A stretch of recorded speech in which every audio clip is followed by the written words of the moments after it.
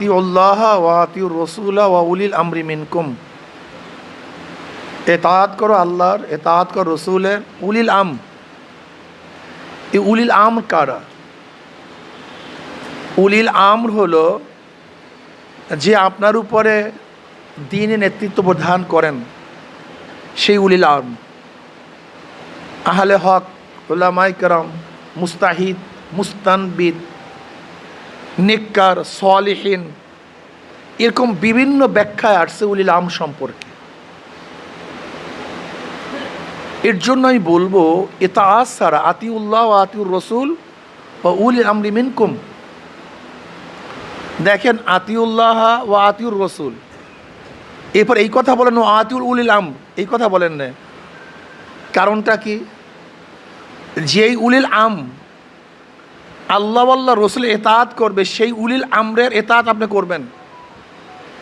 এই যেই উলিল আম আল্লাহ আল্লাহ রসুল এতাআত করবে না, সেই উলিল আমরের এতাআত আমরা করব না। কথাটা বুঝাতে পারছি? আতিউল্লাহ ওয়া আতিউর রাসূল ওয়া উলিল আমরি মিনকুম, আত্ম হইছে আতিউল্লাহর উপরে এবং আতিউর রসুলের উপরে। যদি আতিউল্লাহ আতিউর রসুল কার মধ্যে পাওয়া না যায়, সে আমার উলিল আম হতে পারে না। আমার উলিল আম ওই ব্যক্তি হবে, আমার নেতা ওই ব্যক্তি হবে যার মধ্যে কয়টা গুণ থাকবে? দুইটা গুণ, আল্লাহর এতাআত, রসুলের এতাআত। আল্লাহর এতাআত এবং রসুলের এতাআত যেই নেতার মধ্যে থাকবে, সে আমার নেতা। আর যেই নেতার মধ্যে আল্লাহ এবং আল্লাহ রসুলের এতাআত থাকবে না, সে আমার নেতা হতে পারে না।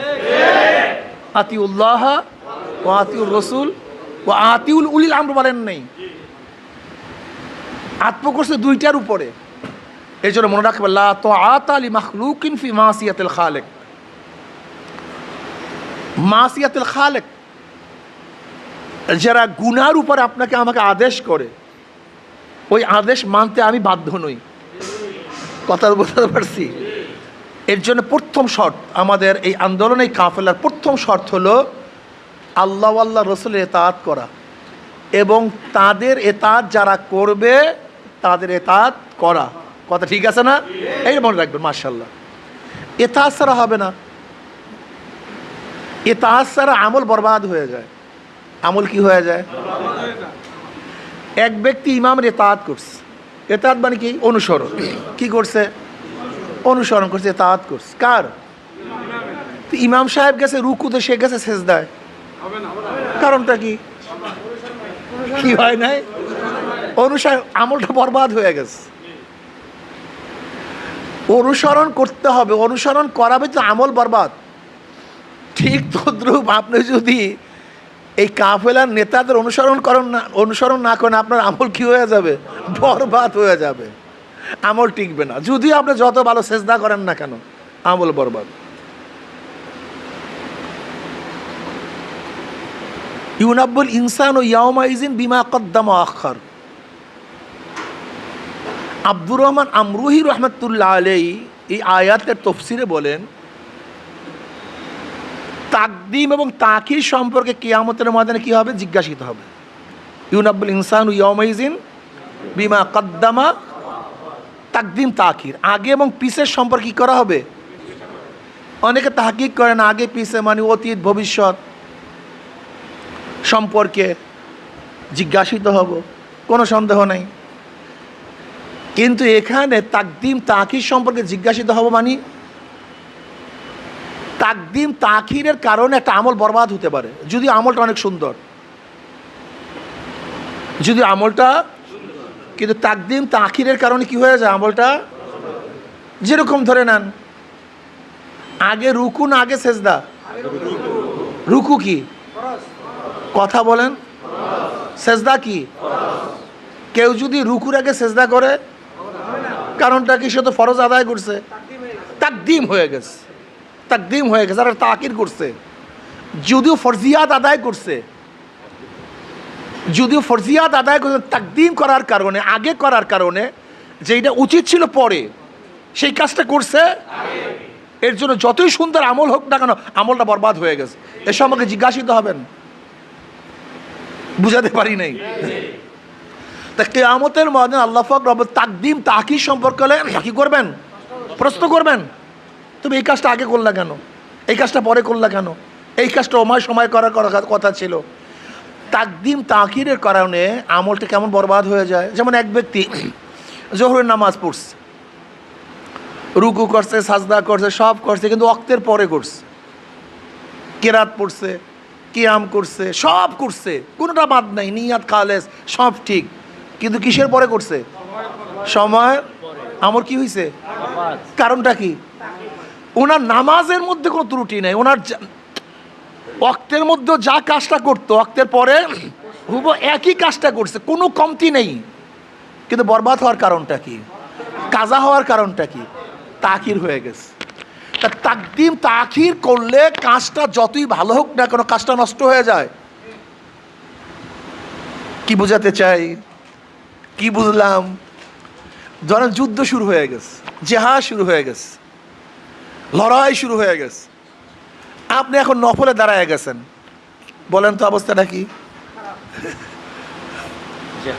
আপনার কাজ ঠিক না, এখন কাজ হলো ওইটা কাজ করা, ওই অন্যার মোকাবেলা এটা প্রথম জরুরি ছিল, কিন্তু আমি সেইটাকে বাদ দিয়ে অন্য কাজ শুরু করছি, যদিও বাহ্যিক দৃষ্টিতে কাজটা যতই ভালো হোক না কেন কাজটা ঠিক না। ওয়াক্ত অনুযায়ী কাজ করা, ওয়াক্তের বাহিরে কাজ করলে সেই কাজটা যতই ভালো হোক না কেন কাজটা বরবাদ হয়ে যায়। যেমন এক ব্যক্তি রোজা রাখছে ঈদের সময়, কিসের সময়? এত পেশা সাধনা করতে আছে যে সবাই খানা খায়, আমি আজকে খানা খাবো না, জমনের মতো নফসকে আজকে কঠিন শাস্তি দেব, নফসকে দেখাবো, দেখ সবাই খানা খায় তুই খাস না, আজকে মুজাহাদা ভালো মতো করবো, আমল কি হয়ে যাবে? কারণটা কি? অক্ত মতো হয় নাই। এর জন্য তাসাউফের ভাষায় একটা শব্দ হচ্ছে অক্তুস সাইফ।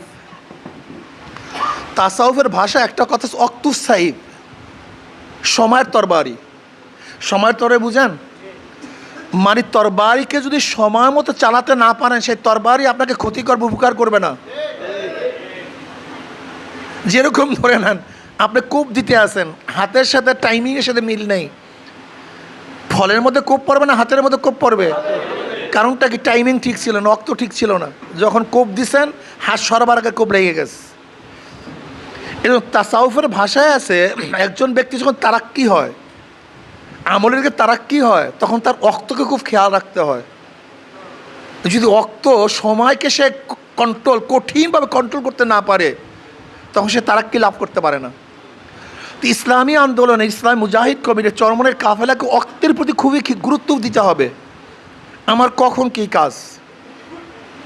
দেখেন আল্লাহ পাক শুধু নামাজ ফরজ করেন না, ইন্না সলাতা কানাত আলাল মুমিনিনা কিতাবাম মাওকুতা। আল্লাহ তো বলতে পারতেন নামাজ পড়তে থাকো যেই সময়, না, ওয়াক্ত অনুযায়ী, ওয়াক্ত খুব জরুরি। আল্লাহ পাক শুধু রোজা ফরজ করেন নাই, ওয়াক্ত অনুযায়ী ফরজ করছেন। ওয়াক্তের বাহিরে যতই চেষ্টা করার কাজ হবে না, ভেজাল হয়ে যাবে। ওয়াক্ত। আল্লাহ পাক হজকে কিসের মাধ্যমে? ওয়াক্তের মাধ্যমে। তুমি আরাফার ময়দানে তোমার ইচ্ছা অনুযায়ী ঘুমালেই কিন্তু আরাফার ময়দানে উকুবে আরাফা হবে না, ওয়াক্ত অনুযায়ী।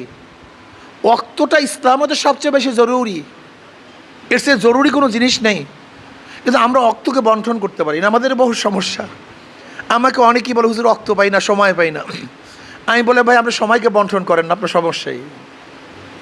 নিজামুল আওকাত করেন, যদি নিজামুল আওকাত করেন তার যেখানে চা খেতে আমার প্রয়োজন ছিল 5 মিনিট, সেখানে আমার 10 মিনিট সময় কিন্তু ব্যয় হইতো না, কিন্তু অক্তকে বন্টন না করার কারণে আমার সময় কিন্তু ওখানে 5 মিনিট লস হয়ে গেছে। আমার এখান থেকে ওখানে যাওয়ার কথা ছিল 10 মিনিটে, কিন্তু অক্ত বন্টন না খাওয়ার কারণে আমি ওখানে চলে গেছি আধা ঘন্টা, আমার কিন্তু সেখানে 20 মিনিট লস হয়ে গেছে। আমার বাথরুমের সময় ছিল হলো 10 মিনিট বা 15 মিনিট, কিন্তু সেখানে অক্ত বন্টন না থাকার কারণে মাথার মধ্যে অক্তের ওখানে আমাকে যেতে হবে, এই মাথার মধ্যে প্রেশারই না থাকার কারণে বাথরুমে এমনি বসে রয়েছি 5 মিনিট। কথাটা বুঝাতে পারিনি? তা দেখা যায় 24 ঘন্টা আমার 2 ঘন্টা বা 5 ঘন্টা সময়, 4 ঘন্টা সময় এমনিতেই বেহুদা চলে গেছে, যে এটা কোনো কাজে লাগাতে পারিনি। সময়টাকে, এই সময়টাকে আমি কাজে লাগাতে পারিনি। এখন কি বলি হুজুর সময় নেই, সময় নেই। আসলে সময় আছে, আপনি সময়কে বন্টন করেননি, আপনার সময়কে কাজে লাগান নেই। একজন আন্দোলনের কর্মীর সবচেয়ে বেশি গুরুত্বপূর্ণ সময়কে কাজে লাগানো, সময়কে বন্টন করা। এর সে দামি কোনো, এর জন্য আল্লাহ পাক আল আসর, ওয়াক্তের কসম খাইছেন, সময়ের কসম খাইছেন, আল আসর, আমি আসরের কাসামতুল আসরা, আমি আসরের কসম খাইতেছি। আল্লাহ পাক সময়ের কসম কেন খাইছেন? সময়ের গুরুত্ব বোঝাবার জন্য। একজন আন্দোলনের কর্মী সবচেয়ে বেশি দামি হওয়া উচিত সময়। সবচেয়ে বেশি গুরুত্বপূর্ণ কিসের? সময়। যেই ব্যক্তি সময়কে যত বেশি গুরুত্ব দিতে পারবেন সে তত বেশি কামিয়াবি হবেন। যে ব্যক্তি সময়কে গুরুত্ব দিতে পারবেন না সে কামিয়াবি অর্জন করতে পারবেন না। একজন আন্দোলনের, শুধু আন্দোলন বাদ দেন, যেই ব্যক্তি দুনিয়াতেও কিছু করতে চায়, দুনিয়াতেও কামিয়াব হতে চায়, তাকে অবশ্যই সময়ের গুরুত্ব দিতে হবে। সময় খুবই পিচ্ছিল, ধরে রাখা যায় না, এত পিচ্ছিল, মানে আমি হাঁটতেই পারি না, ও আগেই চলে যায়, এত মারাত্মক পিচ্ছিল। এই পিচ্ছিল সময়কে কাজে লাগিয়ে আমাকে সামনে অগ্রসর হতে হবে। বলেন তো কত কঠিন মাসালা! মাসালা কিন্তু সহজ না, মাসালা অনেক কঠিন। এর জন্য ইসলামী আন্দোলনের প্রত্যেকটা কর্মীকে সময়ের বন্টন, নিজামুল আওকাত করতে হবে। আমি এই সময় ব্যবসা করব, এই সময় স্ত্রী পরিবার পরিজনের জন্য ব্যয় করব। আমি দেখেন, আসলে আমাদের দরবেশিও আমরা বুঝি না, সমস্যা এই। আব্দুল্লাহ ইবনে মুবারক রহমাতুল্লাহ আলাইহি সম্পর্কে উলামায়ে কেরাম সবাই জানেন, বহুত বড় মুস্তাহিদ, বড় বড় ইমাম, হাফিজুল হাদিস, মুস্তানবিদ, জমানের ইমাম ছিলেন। এই আব্দুল্লাহ ইবনে মুবারক রহমাতুল্লাহ আলাইহি, যিনি বুখারীর ওস্তাদ ছিলেন, সবাই চিনি তাকে, আমরা এই জগতে সবাই তাকে চিনি। অনেক বড় বুজুর্গ ছিলেন, সারা রাত্র ইবাদত করতেন, সারা রাত্র সারাদিন রোজা রাখতেন। তিনি সময়কে 3টা ভাগে ভাগ করছেন। 12 মাস সময়কে কয় ভাগে? 3 ভাগে ভাগ করছেন। 3 × 4 = 12, 4 মাস করে ভাগ করছেন। 4 মাস এলেম অর্জন করতেন, 4 মাস যুদ্ধের ময়দানে থাকতেন, 4 মাস ব্যবসা করতেন। ওলামায়ে কেরাম ব্যবসা করলে মনে করে বুজুর্গ না, এটাও ঠিক না। ইমাম আজম বড় একজন ব্যবসায়ী ছিলেন, সমস্ত নবীরা ব্যবসায়ী ছিলেন, সমস্ত নবীরা ব্যবসায়ী ছিলেন, সমস্ত সাহাবারা ব্যবসায়ী ছিলেন। ব্যবসা ওটা সুন্নাত, কিন্তু এইটা করলে আমরা মনে করি দুনিয়াদার, এটা ঠিক না। এগুলো আমাদের সমাজের রেওয়াজ, আর চরমনাইওয়ালা রেওয়াজকে ভাঙতে চায়। আব্বাজান রহমাতুল্লাহ প্রথম যখন মোটরসাইকেল চালাইতেন অনেকে লজ্জা পাইতো, ওলামায়ে কেরাম তাকাইতো না যে হুজুররা আবার মোটরসাইকেল চালায় কীভাবে। আব্বাই রেওয়াজকে ভেঙে দিয়েছেন। তিনি প্রথম মোটরসাইকেল চালাইতেন। কিসের রেওয়াজ আবার? এটা জরুরি, এটা দরকার। এরকম আব্বাজান হাজারো সামাজিক এই সমস্ত বাজে যে চিন্তা চেতনাগুলিকে ভেঙে দিয়েছেন, যেগুলো আমাদের জন্য ঠিক না, এগুলো আমাদের জন্য অনেক ক্ষতিকর।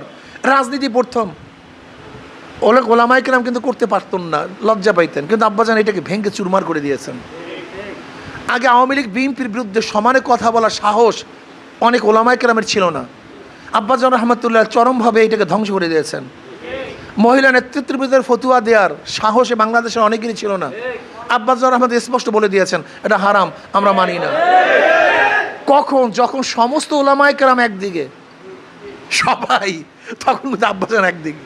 এই রেওয়াজ ভেঙে দিয়েছেন। হককে স্পষ্ট করতে হবে, কি থাকবে কি থাকবে না দেখার বিষয় না। হক তো হকই, সাদা সাদাই। গোটা দুনিয়া সবাই যদি সাদাকে কালো বলে তাহলে সাদা কালো হয় না, আর গোটা দুনিয়ার সবাই যদি কালোকে সাদা বলে তাতে কালো। হক হকই। হালাল হারাম করার এখতিয়ার গোটা দুনিয়ার কাউন্ট নেই। হালাল হারাম করার একমাত্র ক্ষমতা কার? আপনারা মুফতিয়ানে কেরাম যারা আছেন, জানেন আপনারা কোন পদে আছেন, আপনারা কোন দায়িত্বে আছেন? যে হালাল হারাম করার দায়িত্ব একমাত্র আল্লাহ, সেই দায়িত্ব কিন্তু আপনারা পালন করেন। আপনারা বলেন এটা হালাল, এটা হারাম, অথচ এটার দায়িত্ব কার? ডাইরেক্ট আল্লাহর। মদ হালাল, মদ হারাম, এ করার দায়িত্ব কার নাই, এটা করার কাজের দায়িত্ব কার? শুয়ারের গোশত খাওয়া হালাল বা হারাম এই কথা বলার দায়িত্ব কার? অন্য কাউর নেই।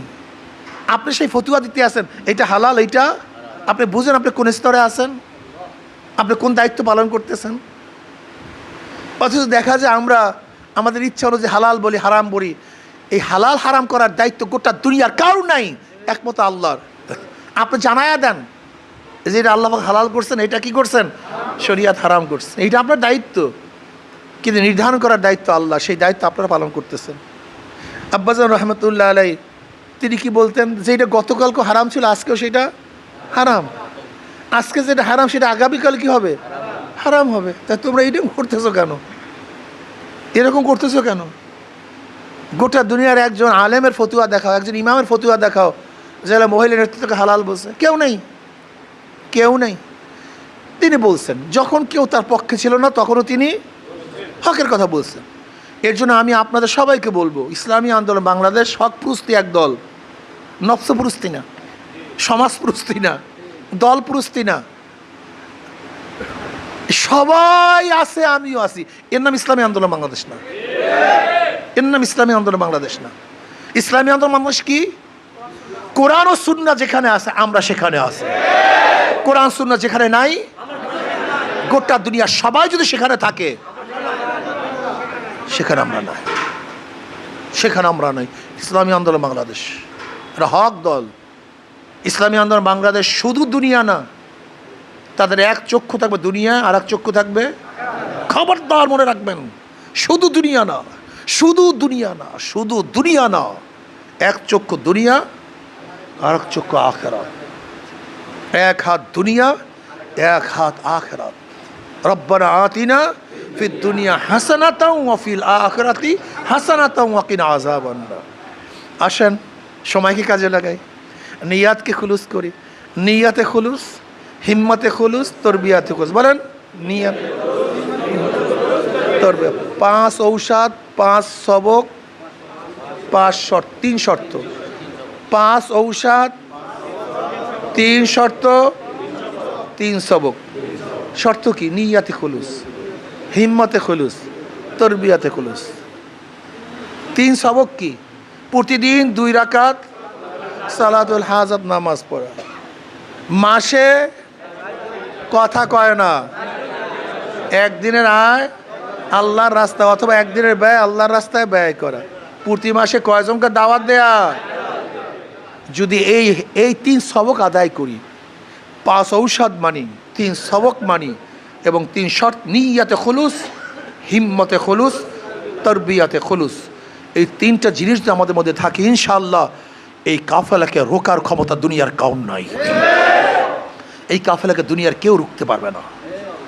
আমরা বিশ্বাস করি এই দুনিয়ায় শেষ না, পরবর্তী এক জিন্দিগি আছে, যেই জিন্দিগি শুরু আছে আর কোনো দিন। কাজে আল্লাহ দুনিয়া এবং আখিরাতে কামিয়াবি হওয়ার, কামিয়াবি করার তৌফিক দান করেন। নির্বাচন আসতেছে, হিম্মত। এই মিয়া, কালকে বলছিলাম যে গনের বাহিরে মাছ ধরলে মাছ পাওয়া যায় না, গনের সময় মাছ ধরতে হয়। এখন ভোটের গন আসছে, এখন ঘরে বসার সময় নেই। খবরদার চরিত্র নষ্ট করবেন না, অর্থের জন্য কাজ করবেন না। ইন্না সলাতি ওয়া নুসুকি ওয়া মাহইয়ায়া ওয়া মামাতি লিল্লাহি রাব্বিল আলামিন, আর কিছু না, শুধু আল্লাহর জন্য।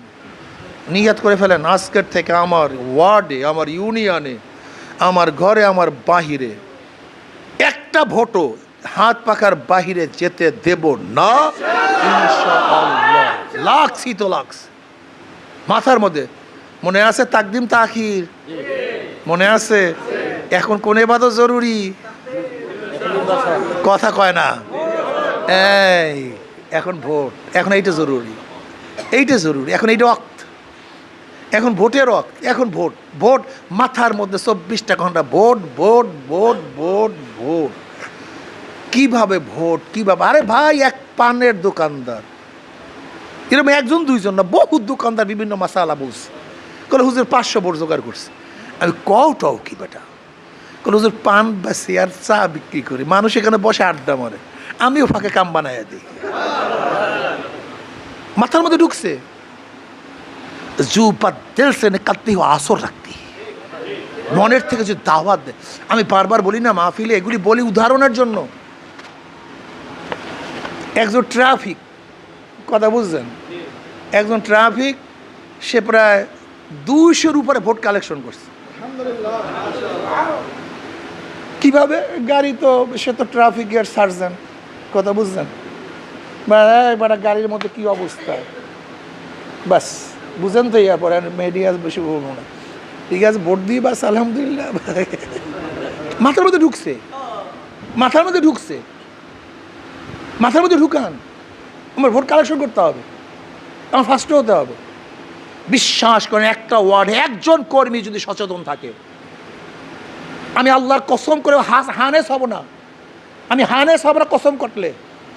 যদি ঠিক মতো যোগ্য এক একটা ওয়ার্ডে এক একজন কর্মী থাকে, ওই ওয়ার্ডে হাত পাকা ফার্স্ট হবে ইনশাআল্লাহ। যদি যোগ্য, ইখলাসের সাথে, নিয়াতে খুলুস, হিম্মতে খুলুস, তরবিয়াতে খুলুসের সাথে একজন যদি একটা ওয়ার্ডে থাকে, সে দেখবেন ঘুমাবেই না সারাদিন।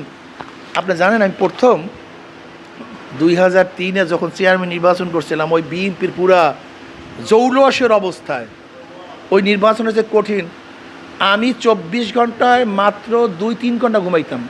বিশ্বাস করবেন না, যে আমি ওই সময় বুঝলি পাগল না ঘুমাই পারে কেমনে, যে পাগল না ঘুমায় কেমনে বাঁচে, আমি তখন বুঝছি। এরকম ব্যাপারই না।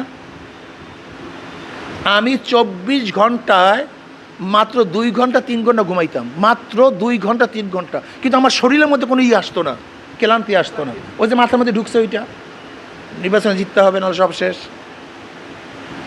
আমি ওই সময় আমার হুন্ডায় 2 ব্যারেল তেল পুষছি, খালি আমার হুন্ডায় 2 ব্যারেল। 2003-এর কথা, তখন তো আরও বোঝেন তো সেরকমই আছিল, মানে স্বাস্থ্য মাস্ত যেরকম ছিল। 2 ব্যারেল তেল পুষছি শুধু আমার একটা হুন্ডায়। এর কারণটা কি? মাথার মধ্যে ঢুকছে। নির্বাচনের পোকটা কোন জায়গায় থাকে জানেন? নির্বাচনের পোক কোন জায়গায় থাকে জানেন? এই পায়ের আঙ্গুলের নিচে, এই বুড়ি আঙ্গুলে। এইটা আস্তে আস্তে উপরের দিকে উঠতে থাকে, উঠতে যখন মাথার মধ্যে বসিয়া যায়, তখন আর কোনো হুঁশ থাকে না, সে সারাকে নির্বাচন করে।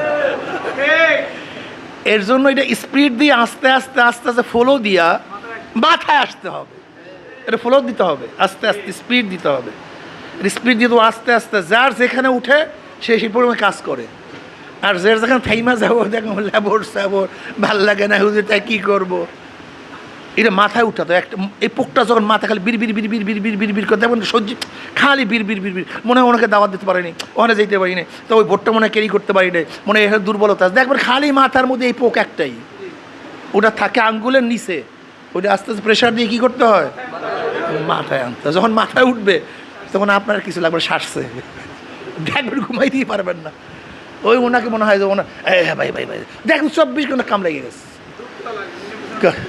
কাজে আল্লাহ আমাকেও আমাদের সবাইকে কামিয়াবি করার তৌফিক দান করেন।